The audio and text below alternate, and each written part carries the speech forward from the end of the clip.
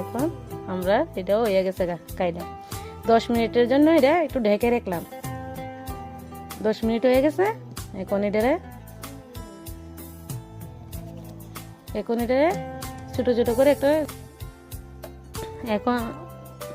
এখন এটাকে ছোট ছোট করে লেচি বানালাম, মানে একটু বেলে নিলাম।